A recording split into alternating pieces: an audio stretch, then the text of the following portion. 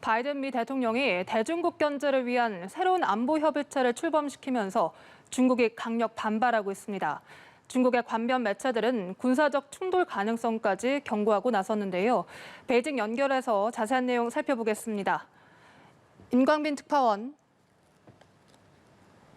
네, 베이징입니다. 네, 미국이 호주의 핵 추진 잠수함 기술을 공유하겠다라고 밝히면서 중국이 이 부분에 대해서 민감한 반응을 보이고 있죠. 그렇습니다. 미국과 영국, 호주가 새로운 안보 협의체 오커스를 발족했는데요. 인도태평양 지역의 평화와 안정을 목표로 꼽았지만 사실상 대중국 견제를 위한 포위망을 강화한 것이라는 평가가 나오고 있습니다.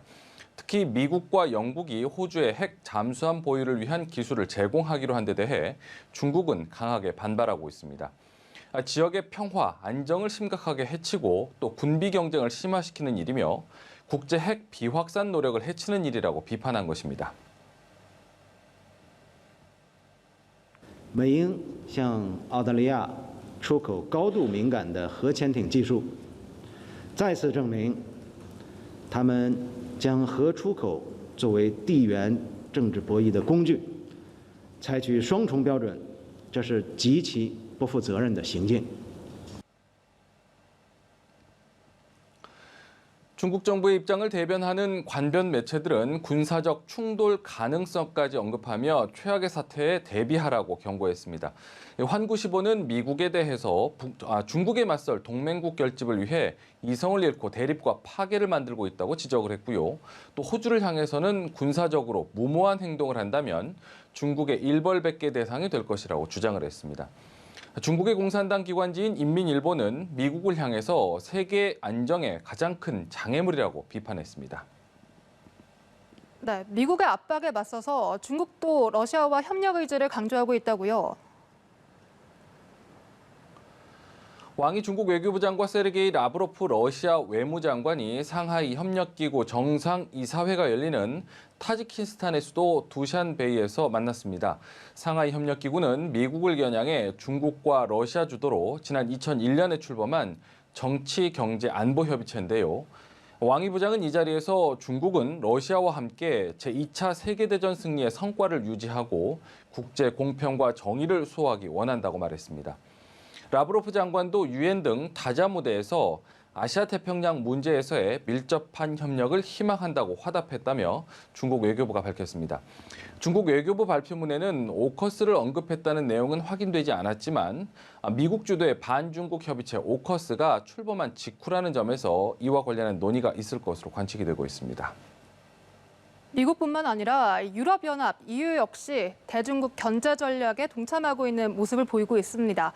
이 오커스 발족 소식이 전해진 직후 EU가 인도 태평양 지역과 협력을 강화하기 위한 방안을 발표했다고요. 네, 유럽연합 EU의 외교 정책을 총괄하는 호세프 보렐 외교안보정책 고위 대표가 현지 시간 16일 인도태평양 지역과 협력을 강화하기 위한 전략을 공개했습니다. 말씀하신 대로 오커스 발족 직후인데요. 보렐 고위 대표는 이번 전략을 공개하면서 세계의 무게중심이 지경학, 지정학 측면에서 모두 인도태평양을 향해 이동하고 있다면서 EU와 인도태평양의 미래는 연결돼 있다라고 밝혔습니다. EU는 이번 전략을 통해서 무역과 투자 증진을 위한 파트너십을 강화하겠다는 계획인데요. 보렐 고위 대표는 중국을 겨냥한 것이 아니라고 밝혔지만 인도와 호주 또 대만과의 관계 강화는 중국의 영향력을 제한하기 위한 것이라는 평가가 나오고 있습니다.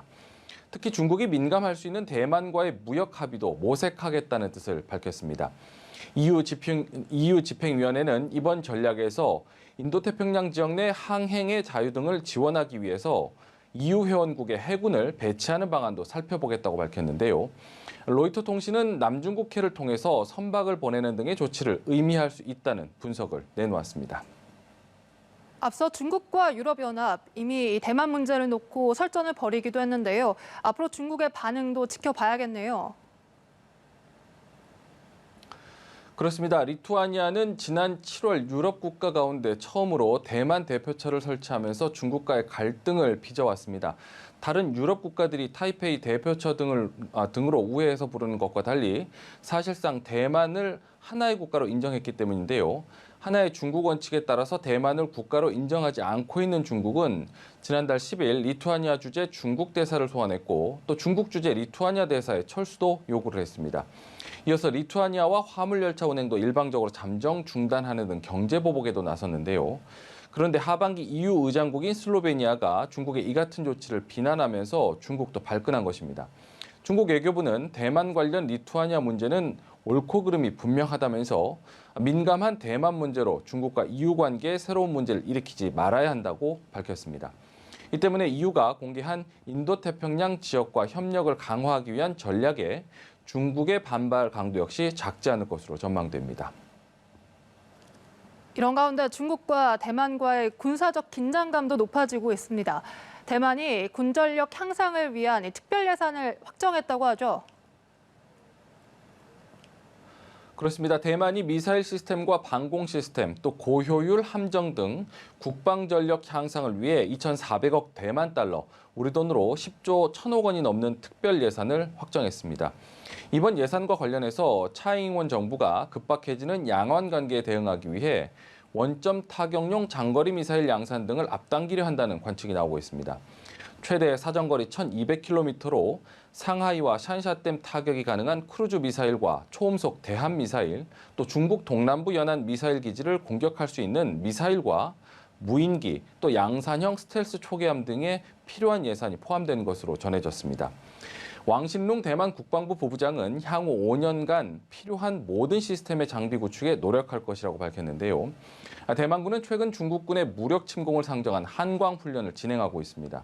이에 맞서서 중국군 역시 전투기가 대만 서남부 방공식별구역 등에 진입하는 등 무력 시위도 이어지고 있어서 양안 간 군사적 긴장감이 어느 때보다 높아지고 있습니다.